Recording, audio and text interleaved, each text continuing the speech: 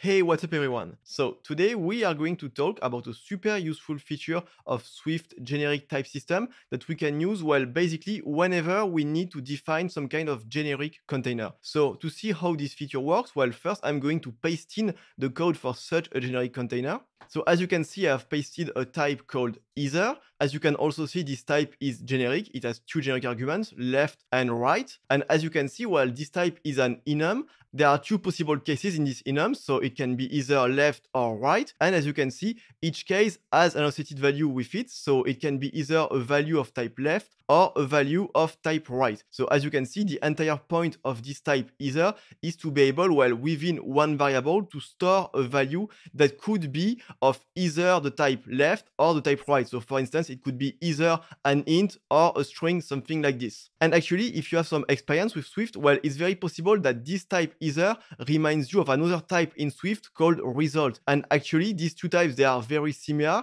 The only difference is that for result, the right generic type would be constrained to implement the protocol error. So we could say either it's a more generic container than result, but the core ID is the same. Okay, so now that we have this type, let's actually use it. And so I'm going to create two variables that can store either an int or a string. So I'm going to paste the code. So as you can see, I have my two variables, so variable 1 and 2. And as you can also see, I've left it to chance, so it's bool.random, and it's either going to be the int 42 or the string hello inside the variable. And so as you can see, every time I'm going to run my code, I'm going to get something different. So here, for instance, both variables, they both hold the value 42. But if I run the code again, as you can see, this time there is still 42 in var1, but there is the string hello in var2. And so at that point, we want to now manipulate these two variables. So since they are of the same type, so they are both of type either int string, we would like to compare them. So to say whether or not var1 is equal to var2. So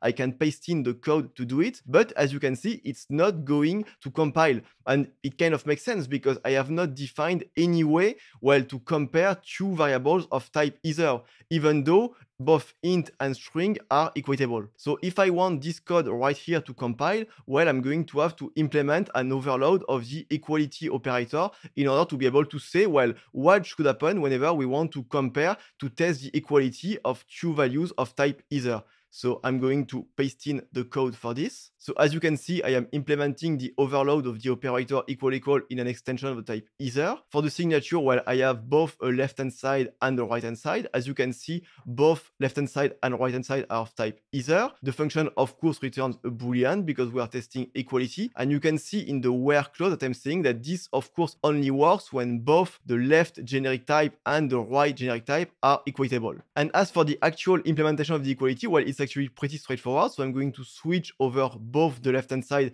and the right-hand side. And then I'm going to say, when both are actually of the case left, I can just get the values inside the cases left and compare them using the equal operator that is defined on the type left, because remember, left is equatable. Same logic for right. So when both values are the cases right, I just pull the values inside and once again, I compare them because once again, right is also equatable. And for the other two possible cases, so either when I have left and right or right and left, I just return false because I know it's not possible for two different types to actually be equal. And with this operator being now implemented, you can see that now my code is going to build. So I'm going to be able to execute this test of the equality between var1 and var2. So as you can see, it works as expected. Here I have 42 in var1 and hello in var2. So it says false. But if I run it again, and if I hope to find the case where I have both the same values in both var1 and var2, so it took some iteration, but you can see that in the instance where I have the same values in both var1 and var2,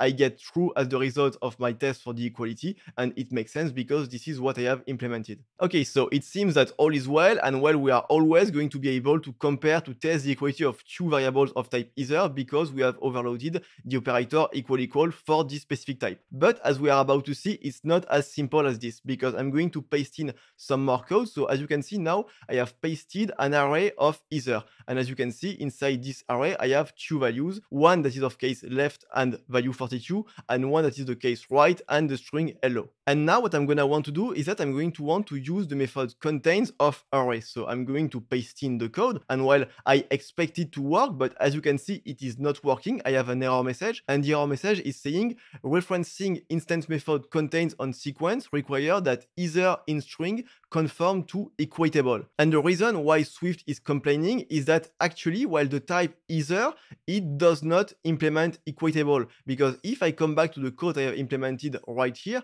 as you can see, I have provided an overload for the equal operator, but it's not the same as making either equatable. That's why I cannot use the method contain for now. And if I want to use this method contains, well, I need to find some way to make either equatable. So how could we do this? Well, the first possible strategy would be to take the code of this method right here. So cut it from the extension, actually implement it inside the type itself, and then change the actual signature of the type to say that, well, either is now going to be equatable, and I also want left and right to be equatable. So this actually works, and if I come back to the code I wanted to write, well, you can see that now it builds and it runs well as expected, but well, I'm not totally satisfied with it, because here what I have done is that actually I've made my either type now, well, more restrictive than what it was before, meaning that before, well, I could store just anything inside either, and now that's no longer the case. I can store only values that are equatable inside either, and that's because, well, that was the requirement in order to make either conform to equatable, and it's actually not what I wanted at all. I wanted to make a container that would be, well, as generic as possible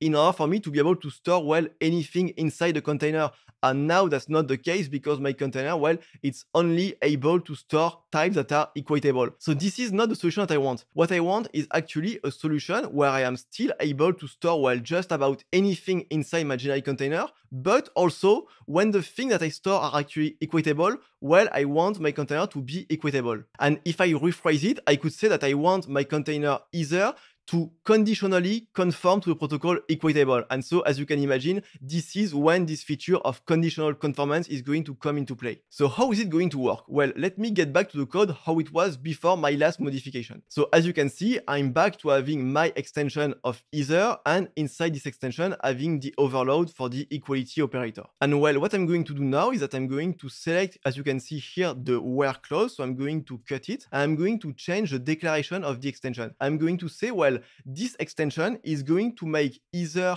conform to equatable, but only where left and right also conform to equatable. And as you can see, well, by doing so, my code builds. So if I come back to the code here that uses contain, as you can see, I can run it again. So it's going to work perfectly, meaning that, well, in the eyes of the compiler, here, this type is actually equatable. And the reason why is that what I have done here is what Swift calls a conditional conformance, meaning that I've said to Swift that the type either is equatable, but only in the case where both its left and right generic arguments are also equatable. When this condition is satisfied, either is equatable, and when the condition is not satisfied, well, either is not equatable. This way, I am still able to store just about anything inside the type either. And so, as you can see, this feature of conditional conformance, well, it's definitely not the kind of feature that you're going to use, well, every day, but whenever you have the right use case for it, it's actually super powerful. And talking about such a use case, well, something that just comes to mind is that if you are using SwiftUI,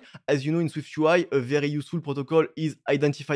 Well, if at some point you have to make some generic container for your data, it might make a lot of sense to actually make this container conform to identifiable using this conditional conformance, meaning that whenever what's inside the container is identifiable, well, you want the container to also be identifiable. And that's all for this video about conditional conformance. Thank you for watching it, and see you next time.